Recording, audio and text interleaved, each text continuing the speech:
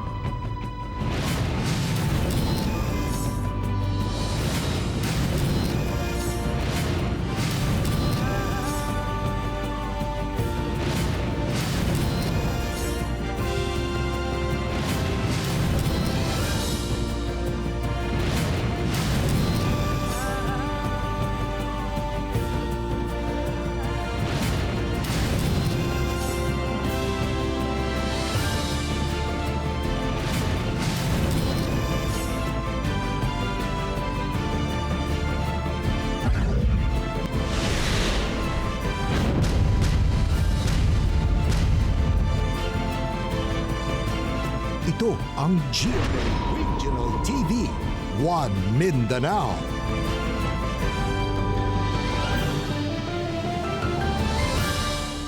Maayong hapon Mindanao. Kini ang GMA Regional TV One Mindanao. Hatod namo ang pinakadagko pinakaulahing balita sa Mindanao. Ako si Sara Hilomen Velasco. Rial Soroche. Sheila Vergara Rubio, live gikan dinhi sa GMA Davao Complex.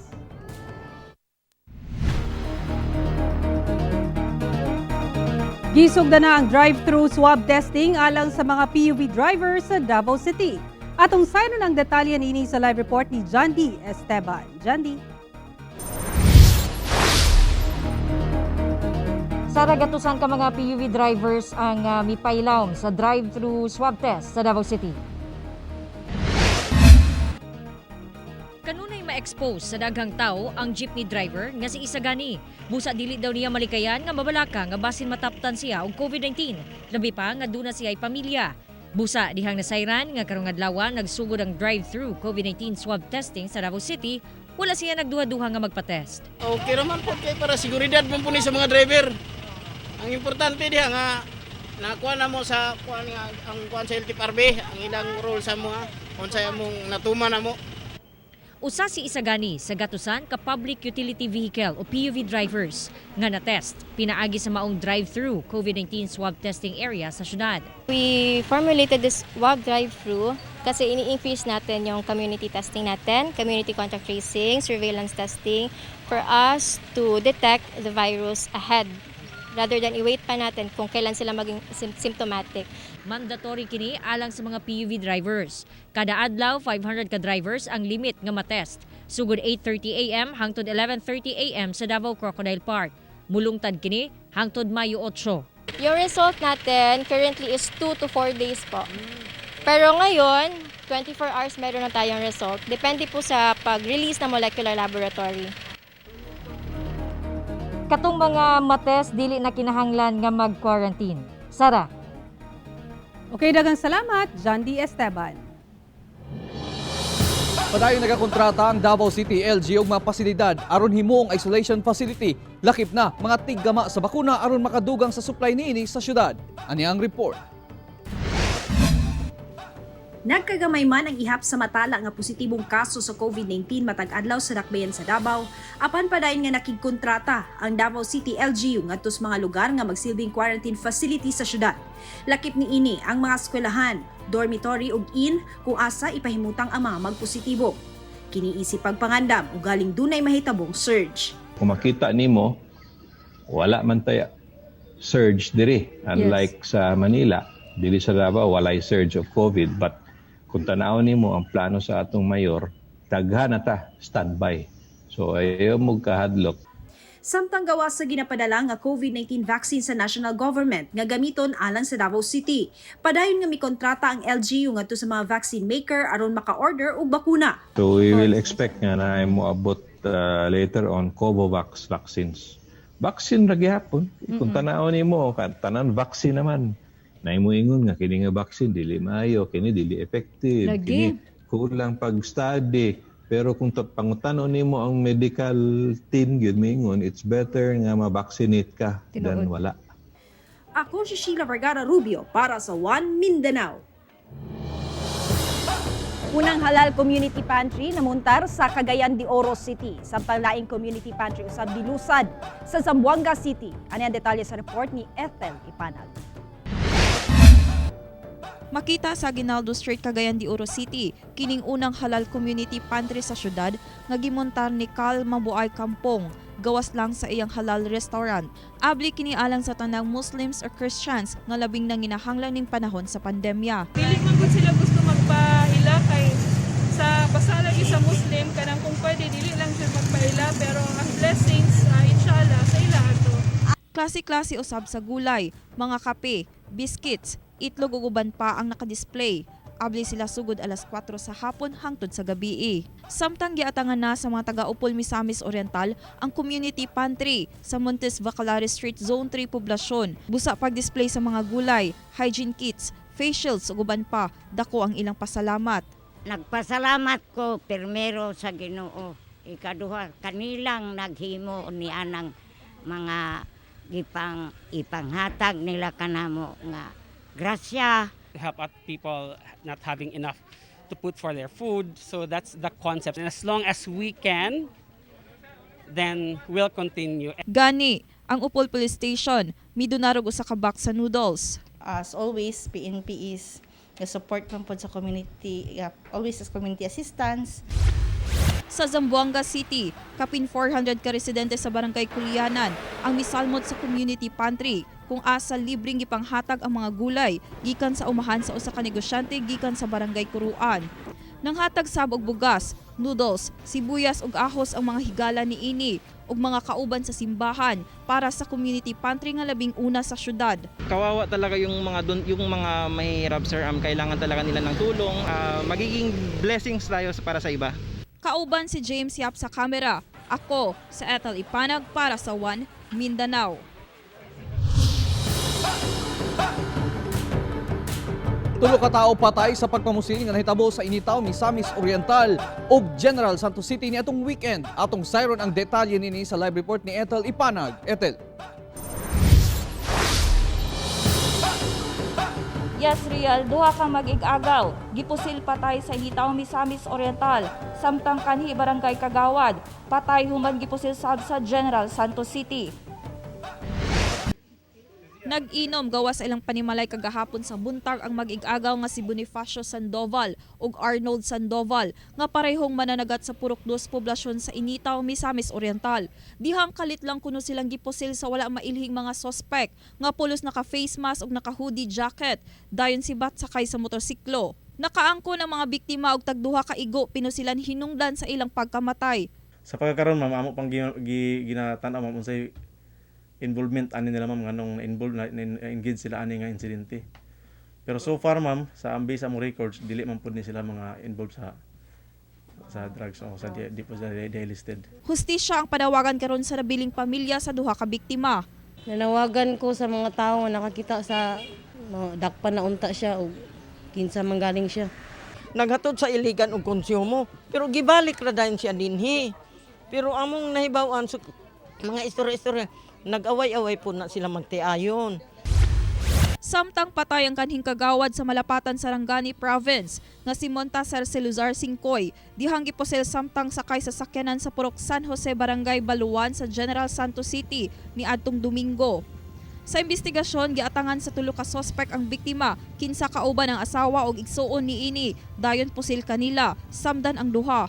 Tulo ang sospek nga sakay sa motorsiklo, kinsa misibat gilayon human sa krimen. Real, gipailalom na sa autopsy ang duha ka patayng lawas sa mag-ig-agaw. Samtang panawagan karon sa kapulisan nga kung kinsa man tong adunay impormasyon sa mga suspetsyado, i-report gilayon kini kanila. Real. Okay, daghang salamat Ethel Ipanag. Dalagita patay, human nga naligsan og truck sa Diversion Road, Davao City. Ania ang detalye.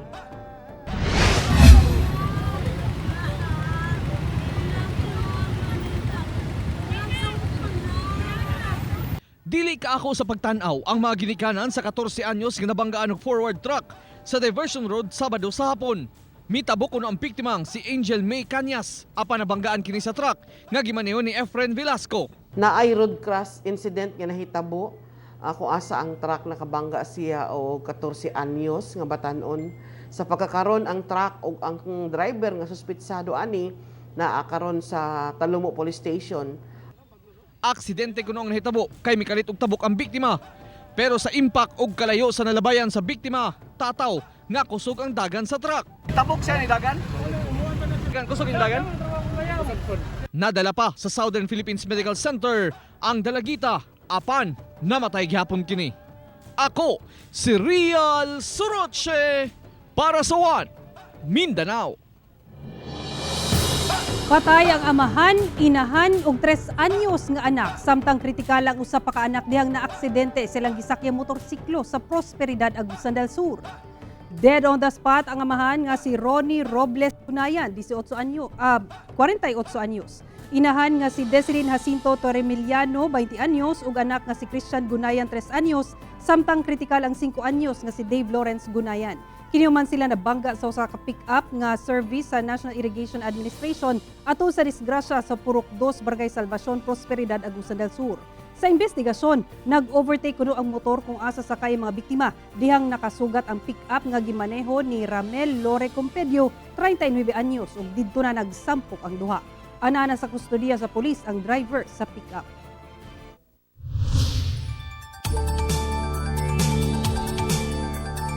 Walay dagkong weather disturbance nga masinati ang Pilipinas apan palayong ulanon ang pipila ka lugar sa Mindanao tungod sa localized thunderstorms.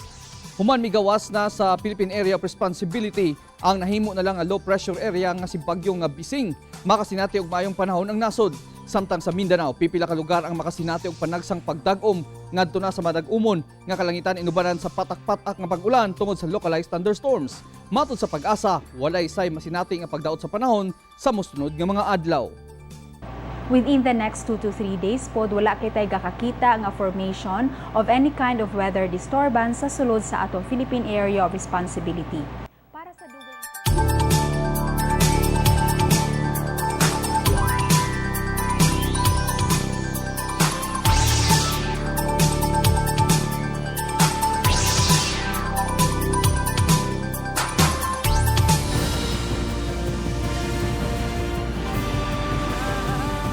Ito ang GMA Regional TV, One Mindanao.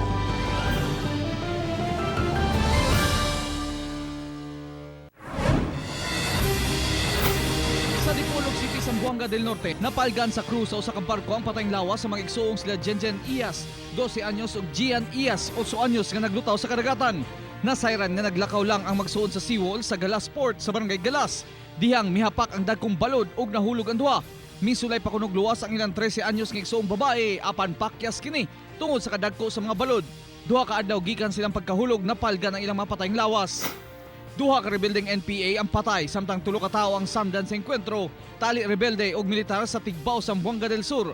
Matod sa 53rd Infantry Battalion sa Philippine Army, mirespondi lamang ang mga sundalo sa report nga dunay presensya sa armadong grupo sa mong lugar nga miresulta sa bakbakan. Samtang laing NPA nga samdan og duha ka sibilyan ang daling gidala sa ospital.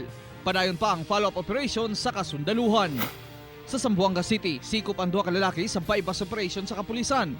Nailan ang iyong high-value target nga sila si Perez Ali Asimudin o Mukhtar Pudin Alimudin alias Hasan. Ang duha kuno ang pusher sa mga tripulante sa barko sa Pantalan sa Taha Wharf, Barangay Baliwasan. Nakuha kanila dakong pakete sa shabu nga mobalor sa 340,000 pesos o 1,000 peso bill nga mark money. Sa unang higayon sa Caraga Region, gipangunahan sa mga sakop sa Provincial ug Regional Task Force to End Local Communist Armed Conflict ang pagguba sa 220 ka loose firearms nga gisurrender sa mga kanhi NPA Gipang putol-putol ang maong mga armas gamit ang metal circular saw. Ang pagdemilitarize sa maong mga armas subay sa Joint DND-DILG Memorandum Circular aron dili na kini magamit sa daotang tumong.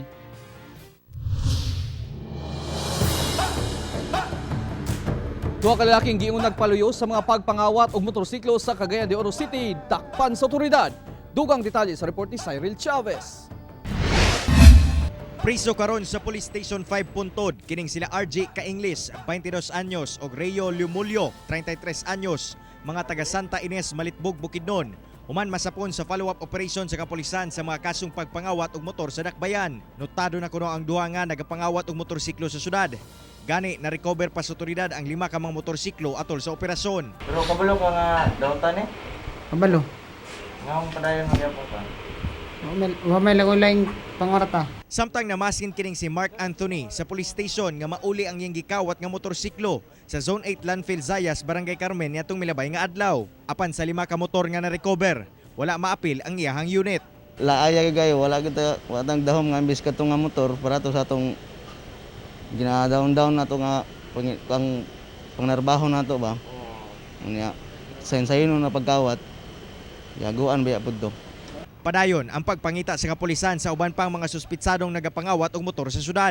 Tambag sa otoridad sa mga motorista nga magdoble amping aron dili mabiktima sa mga kawatan og motor. Di na to limit po sa mga kada ng motor kaya wala man sila pilion. So giagat na to sila nga magminantayin sila kung mahimo do na kita mga extra precautionary security sa atong kaugalingon nga motor. Kauban si Makoy Sempron sa kamera. Ako si Cyril Chavez para sa One Mindanao. Gipaabot na lang karon sa LTO 11 ang final guidelines kalabot sa pagpailawom sa mandatory seminar sa tanang mga mag-renew og driver's license. Ani ang report? Kung ang mga magkuha og student driver's permit sa Land Transportation Office, gina-require nga mopailawom sa 15-hour theoretical driving course. Ang mga non-professional ug professional driver's license holder, gikinahanglan usab mopailawom sa mandatory seminar kung mo-renew na sa ilang lisensya. Base kini sa Republic Act No. 10930 o ang balaod kalabot sa guidelines and procedures governing the issuance of student driver's permit, conductor's license and driver's license. Gi-require ang mamurinyo og lisensya nga mopailawom sa seminar. 4 ka oras alang sa non-professional ug 8 ka oras alang sa mga professional. Gikinahanglan kini aron masayra ang mga bag-ong balaod trapiko. Nagmowa ang TESDA og LTO with ASEC Galvante and Secretary La Peña nga sila ang mokandak. It's because ang gusto may tabo ni Secretary Galvante og ni ASEC Galvante og ni Secretary La Peña is ang TESDA ang mo buhat sa maong seminar. Sa pagkakaron, gipaabot pa sa LTO 11 ang kopya sa guidelines una kinihingpit nga mapatuman. So, kana ang identified pa with the central office. Kay ang gusto manggod ni Secretary Tugade ang DOTR na ipa-defer lang sa na meantime because of this pandemic kay nakita siguro lang kalisod ba. Kauban si Bebot Cajes sa kamera. Ako si Sheila Vergara Rubio para sa One Mindanao.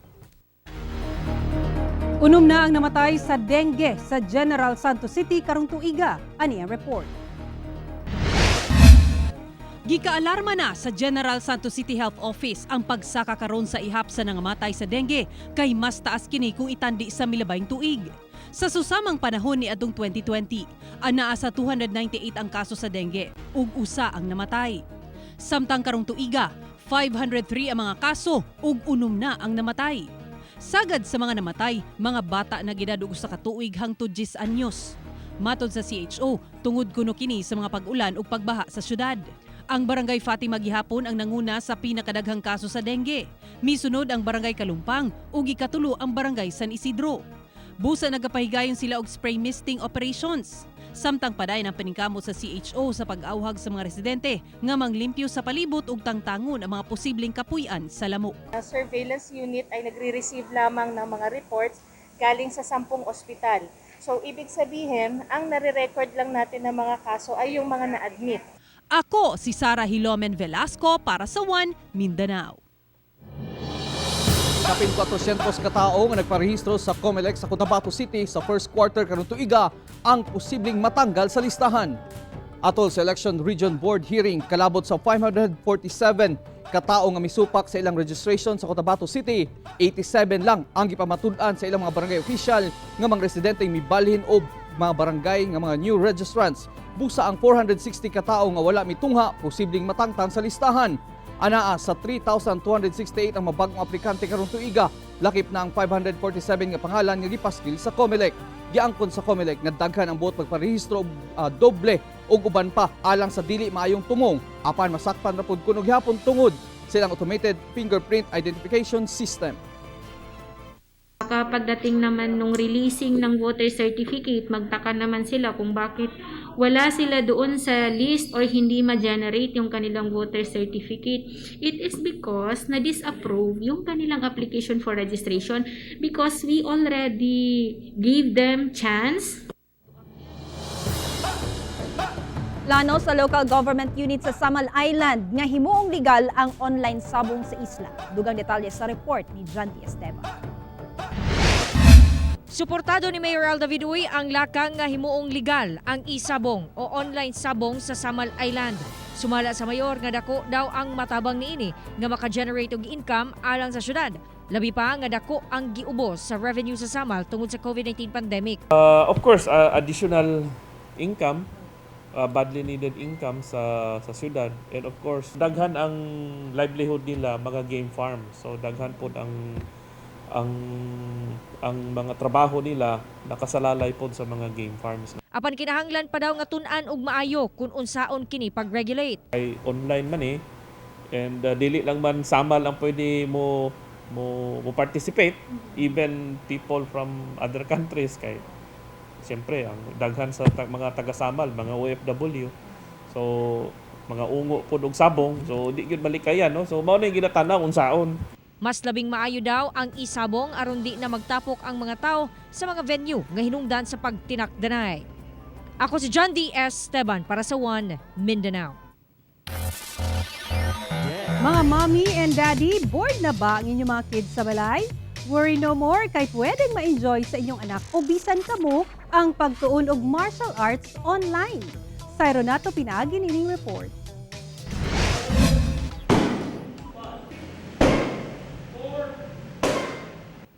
Mapabata man o edaran nga mahiligon sa martial arts, mamahimong enjoy ang usa ka klase niini nga ginatawag og taekwondo.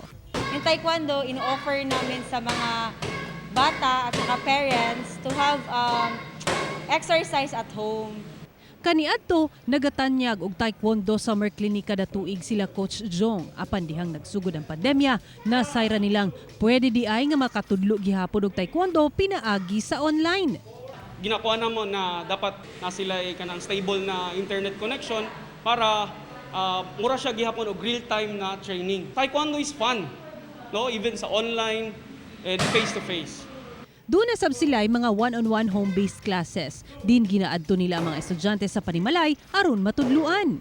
Apan syempre, hugot gihapon ang pagsunod sa health protocols.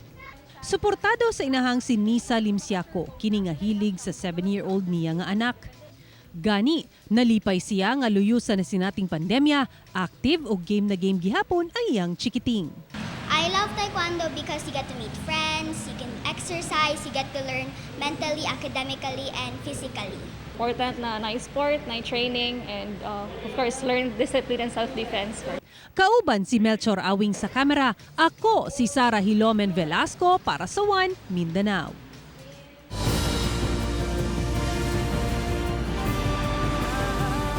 Ito ang GMA Regional TV, One Mindanao.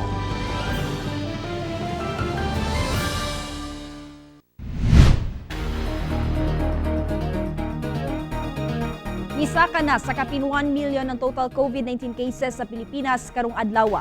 1,06,428 na ang kinatibuk-ang kaso sa COVID-19 sa Pilipinas, sumanatalang 8,929 new cases karong adlaw. Samtang miubos ngadto sa 74,623 ang active cases, suma 914,952 na ang recoveries ug 16,853 ang namatay. Samtang sa Mindanao, misaka pa sa 5,529 ang COVID-19 active cases. Dunay 67,161 ang dunay COVID-19. 59,122 ang naayo na ug 2,510 ang namatay. Sa tibok kalibutan, napas 147,200,000 na ang natabtan og COVID-19. Halos 85 milyon na ang recoveries ug kapin 3.1 milyon na ang namatay. Kapin libo na ang COVID-19 active cases sa Zamboanga City o katong wala pa naayo sa sakit. Samtang puno na mga ospital sa Zamboanga del Sur. Ani ang COVID-19 update sa Mindanao, pinaagi nining report. Gibutiag sa Zamboanga del Sur Integrated Provincial Health Office nga puno na ang tanang ospital sa probinsya tungod sa nagasakang kaso sa COVID-19. Pagadian City gihapon ang dunay pinakadaghang kaso nga anaa sa 108 ang aktibong kaso. Gikan sab sa 46 active cases sa Zamboanga del Sur ni atong April 4, misaka na ngadto sa 267 ang ihap niini ni atong Biyernes. Dunay 1,577 ka confirmed COVID-19 cases ang Zamboanga del Sur. 267 ang active cases kay 1,260 ang recoveries ug 50 ang namatay. Sa Zamboanga City, ana sa critical level ang mga kaso sa COVID-19 sumala sa City Health Office. Kinihuman nga dili na modawat og pasyente ang mga private hospital sa syudad tungod kay puno na. Gidugangan ang bed capacity sa government hospital sa panagkulang ang healthcare workers kay ang mga gikan sa non-COVID ward dili magpabalhin sa COVID ward tungod sa kabalaka. Gitugutan ang home isolation sa dunay mild symptoms kay puno na sab ang isolation facilities. 5,755 na ang kumpirmadong kaso sa COVID-19 sa Zamboanga City. Misaka na sa 1,170 ang active cases, dihang 4,361 ang nakarecover na ug 224 ang namatay.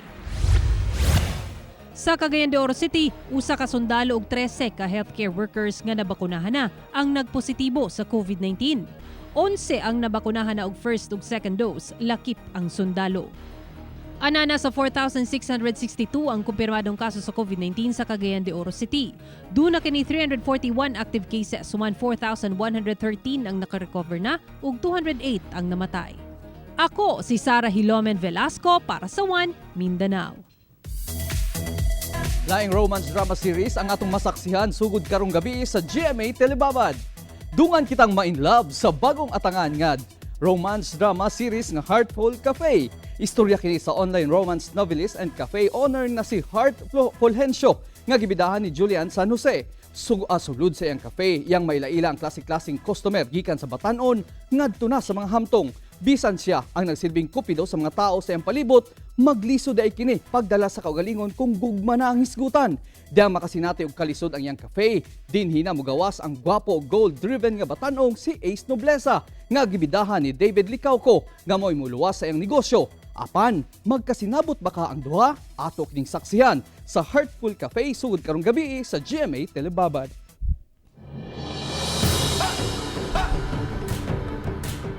Mga kapuso, way puas ang among paghatod ug balita. Bisitahi ang www.gmaregionaltv.com ug mag-subscribe sa official YouTube channel sa GMA Regional TV. Pusa mga kapuso, ayaw paulahi sa madagkong balita sa daghang rehiyon sa nasod, subscribe na.